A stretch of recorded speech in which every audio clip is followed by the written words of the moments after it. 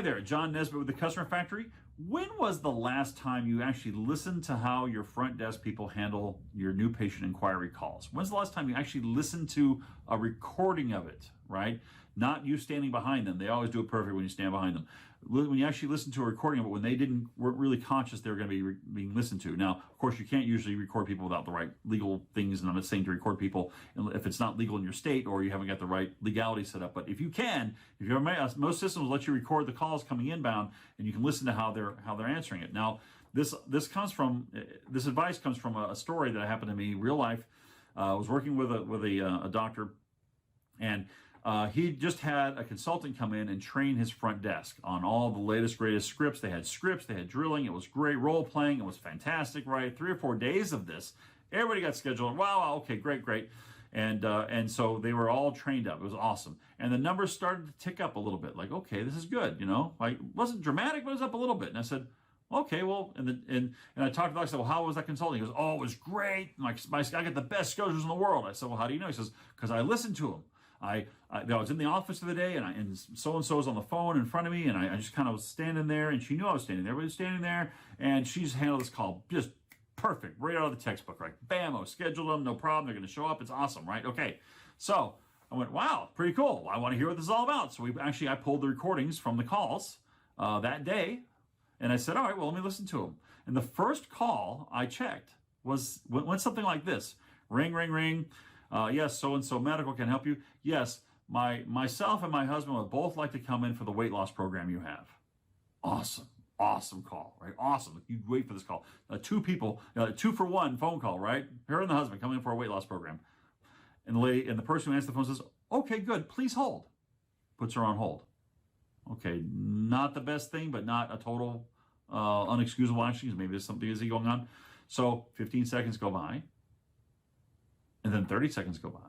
And you hear the lady's on the phone waiting. She's on hold, and she's talking to her husband. Like, well, okay, yeah, I'm on hold, right? And you hear the husband like, okay, well, ask him this, okay. And like they're getting ready to be on the phone call. And then a minute goes by. And ultimately, 3 minutes go by. And the lady on the phone says, well, I guess they're busy. And she hung up, right? So there went 2 new patients who were ready to come in. They weren't just ready to come in and have a consultation. They're ready to come in and start. Right, that was money ready to come in the door. And I played this call for that doctor, and he was he was holding a chair, white knuckle from hearing that, because he couldn't believe it. And that basically maybe what I learned from that is you don't really know until you check. You don't really know, even if you think it's going great. Check, because all it was a matter of, actually, we found out what happened. It wasn't anybody being nefarious or evil, by the way. I'm not saying the front desk was being bad. It just so happened at that time, the person who answered the phone was actually somebody in the back who wasn't even a front desk person. They weren't even supposed to answer the phone. They just picked it up because it rang, right? And so they put the rule in, hey, only the front desk answers the phone, and that handled that forever and ever, right? It was easy fix, but it was costly. Every time someone in the back picked it up because they had some extra moments, they thought they'd help out and answer the front desk when their phone rang, right? Because they put the person on hold, didn't know how to transfer it, and other things that happened, right? So every time someone in the back had answered it, they were losing those people because they were poorly handled, right? Or less chance of getting them in. So anyway, my advice to you is go ahead and, as Ronald Reagan, Ronaldus Maximus, as Rush Limbaugh calls him, trust but verify, right? Trust they're doing the right thing, but verify it. And if they're not, don't smack them in the head. Of course, just go train them some more. Most people are actually trying to do a good job, and it's just a matter of training. If you don't have a formalized training program, that's kind of on you, because you haven't really given them a formalized training. But even if you've given them lots of training, that's a good thing, and they should at least do what you've taught them to do, right?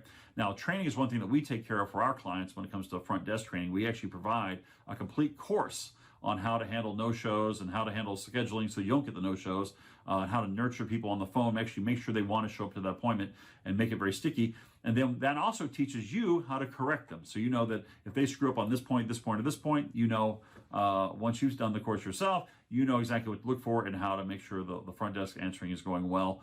And also, actually, for our clients, we'll sometimes do the secret shopper thing, where we actually will call up our client's thing and make sure the front desk, we'll just do a little checkup, and then report back to the owner what happened. And that's usually a nice little thing. That's something we can do for our clients.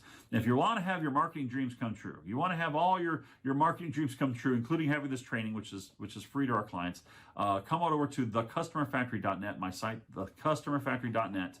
and click on the schedule demonstration button, and we'll show you what our program and what our training program looks like and what our marketing program looks like. The marketing program is designed around what your goals are. The marketing program is designed to take you from where you are now to where you want to be in your practice. And if that's a 25% growth or 50% growth, or you want to open 3 new offices or whatever it is, we can design a program that will help power and support that.